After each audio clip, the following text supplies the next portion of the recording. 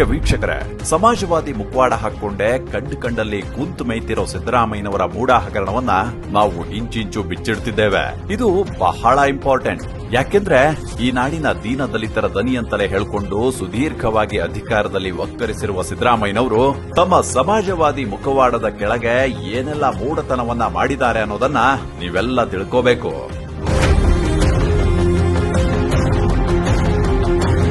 ಈಗ ಮೈಸೂರಲ್ಲಿ ವಜ್ರದ ಬೆಲೆ ಬಾಳುವ 14 ಸೈಟ್ಗಳು ಸಿದ್ದರಾಮಯ್ಯ ಹೆಂಡತಿ ಶ್ರೀಮತಿ ಪಾರ್ವತಮ್ಮನವರ ಪಾಲಾಗಿದೆ. ನಿಜವಾಗ್ಲೂ ಇದು ಈ ನಾಡಿನ ಬಡವರಿಗೆ ಸೇರಬೇಕಾದ ಜಾಗ. ಹೀಗೆ ಸೈಟುಗಳು ಕಿಸಕ್ಕಂತ ಸೇರೋದಕ್ಕೆ ಸಿಎಂ ಅವರ ಪರಿಶ್ರಮ ಪ್ರಭಾವ ಅಷ್ಟಿಷ್ಟಲ್ಲ. ನೋಡಿ, ಈ ಎಪಿಸೋಡ್ ಶುರುವಾಗೋದು ಮೈಸೂರಿನ ಕೆಸರೆಗದ್ದೆ ಗ್ರಾಮದಲ್ಲಿ.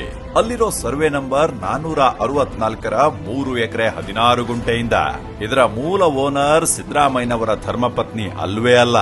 1992ರಲ್ಲಿ ಮೂಡ ಈ ಜಾಗವನ್ನ ಭೂಸ್ವಾಧೀನಕ್ಕೆ ಕೈ ಹಾಕಿದಾಗ ಜವರ ಅನ್ನುವ ವ್ಯಕ್ತಿ ಇದರ ಮಾಲೀಕನಾಗಿದ್ದ. 1997ರಲ್ಲಿ ಮೂಡ ಈತನಿಗೆ 6/1 ನೋಟಿಸ್ ಜಾರಿ ಮಾಡಿ ಭೂಸ್ವಾಧೀನ ಖಾತ್ರಿ ಮಾಡಿ 3,26,000 ರೂಪಾಯಿ ಪರಿಹಾರ ಕೊಟ್ಟಿದೆ. ಜವರ ಇದನ್ನ ಬಹಳ ಖುಷಿಯಿಂದಲೇ ಜೇಬಿಗಿಳಿಸಿಕೊಂಡಿದ್ದಾನೆ. ಬ್ರಹ್ಮಾಂಡ ಹಗರಣದ 2ನೇ ಎಪಿಸೋಡ್ ಸಿದ್ದರಾಮಯ್ಯನವರ ಆಟದಿಂದಲೇ ಶುರುವಾಗೋದು.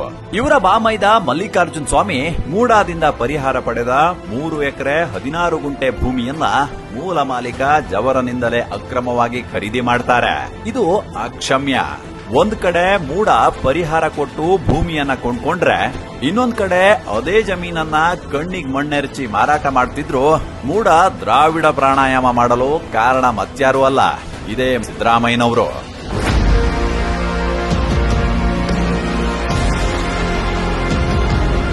ತಮ್ಮ ಅತುಲಿತ ಪ್ರಭಾವ ಬಳಸಿದ್ರಿಂದಲೇ ಬಾಮೈದನಿಗೆ ಅಕ್ರಮವಾಗಿ ಕ್ರಯ ಮಾಡಿಸಿಕೊಟ್ಟ ನಂತರ ಮೂಡ ಈ ವಿವಾದಿತ 3 ಎಕರೆ 16 ಗುಂಟೆ ಜಮೀನಿನ ಸ್ವಾಧೀನವನ್ನ ಕೈಬಿಟ್ಟಿದ್ದು. ಅಂದ್ರೆ ಮೂಡಾದ ಮೂಢ ನಿರ್ಧಾರದ ಹಿಂದೆ ಸಿದ್ದರಾಮಯ್ಯ ಕೈವಾಡ ಇದೆ ಅನ್ನೋದು ಸ್ಪಷ್ಟವಾಗಿದೆ.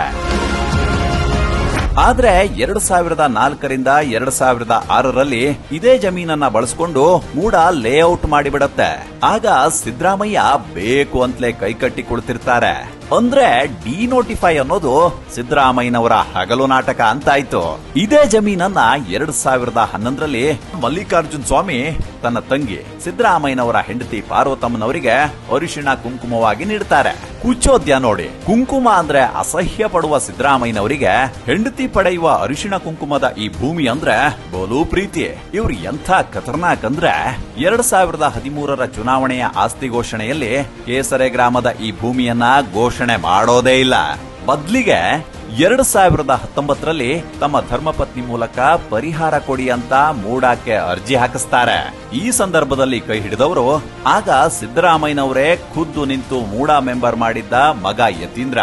ಗಮನಿಸಿ, ಇಷ್ಟು ದಿನ ಅಪ್ಪನ ಪ್ರಭಾವ, ಈಗ ತಾಯಿಗೆ ಮಗನ ಅಭಯ ಹಸ್ತ. ಮೂಡಾದಂತ ಪ್ರಾಧಿಕಾರಗಳು ಅಭಿವೃದ್ಧಿಪಡಿಸಿದ ಭೂಮಿಯಲ್ಲೇ ಪರಿಹಾರ ನೀಡಬೇಕು ಅನ್ನೋ ನ್ಯಾಯಾಲಯದ ಆದೇಶವಿದೆ. ಆದ್ರೆ ಇದನ್ನ ಕೇರೆ ಮಾಡದ ಸಿದ್ದರಾಮಯ್ಯನವರು ವಿಜಯನಗರ 3 ಮತ್ತು 4ನೇ ಹಂತದಲ್ಲಿ ಪರಿಹಾರ ರೂಪವಾಗಿ 14 ಬಿಡಿ ನಿವೇಶನಗಳನ್ನ ಕಬಳಿಸಿ ಹೆಂಡತಿ ಕೈಗಿಟ್ಟಿದ್ದಾರೆ.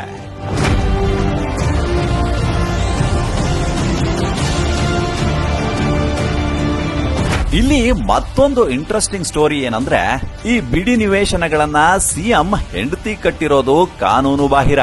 ಈ ಬಿಡಿ ನಿವೇಶನಗಳಲ್ಲಿ 75% ಸೈಟ್ಗಳನ್ನ ಹರಾಜ್ ಹಾಕಬೇಕು. 25% ಸೈಟ್ಗಳನ್ನ ದೇಶಕ್ಕೆ ದೊಡ್ಡ ಕೊಡುಗೆ ಕೊಟ್ಟು ಸಾಧನೆ ಮಾಡಿರೋರಿಗೆ ಗೌರವಾರ್ಥವಾಗಿ ನೀಡಬೇಕು ಅನ್ನೋ ಕಾನೂನಿದೆ.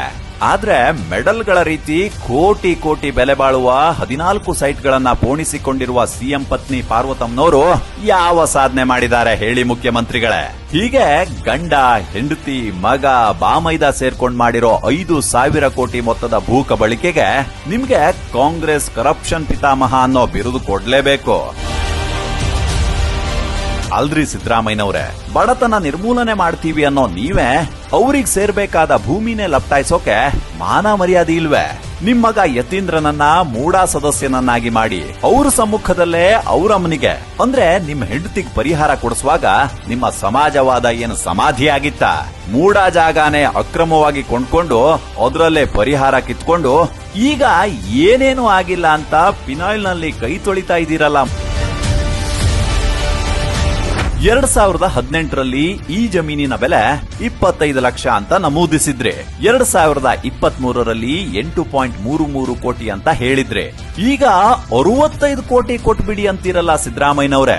ಒಂದೇ ಒಂದು ವರ್ಷದಲ್ಲಿ 57 ಕೋಟಿ ರೂಪಾಯಿ ಜಾಸ್ತಿ ಹೇಗ್ ಮಾಡ್ಕೊಂಡ್ರಿ? ಇದಕ್ಕೆ ಆ ಅರ್ಕಾವತಿ ಹಗರಣದ ಅನುಭವ ಹೇಗೆಲ್ಲ ಬಳಸ್ಕೊಂಡ್ರಿ ಅನ್ನೋದನ್ನ ರಾಜ್ಯದ ಜನರಿಗೆ ವಿವರಿಸಿ. ನಿಮ್ಮ ಕಂದಾಯ ಸಚಿವ ಕೃಷ್ಣ ಬೈರೇಗೌಡರು ಕಟ್ಟಿಗೇನಹಳ್ಳಿಯ 13 ಎಕರೆ ಭೂ ಹಗರಣದ ಬಗ್ಗೆ ತೂಟಿಪಿಟಿ ಕಂತಿಲ್ಲ. ರಾಜ್ಯದಲ್ಲಿ ಇಂಥ ಅನೇಕ ಭೂ ಹಗರಣಗಳ ಗುಸುಗುಸು ಎದ್ದಿದೆ. ಎಲ್ಲವೂ ನಿಮ್ಮ ಮೂಗಿನ ನೇರಕ್ಕೆ ನಡೆಯುತ್ತಿರುವ ಭ್ರಷ್ಟಾಚಾರದ ಗ್ಯಾರಂಟಿ ಅನ್ನೋದು ಜನರಿಗೆ ತಿಳಿದಿದೆ. ಸಾಕ್ ಬಿಡ್ರಿ ಈ ನಾಟಕನ, ಕೊಡ್ರಿ ರಾಜೀನಾಮೆನ.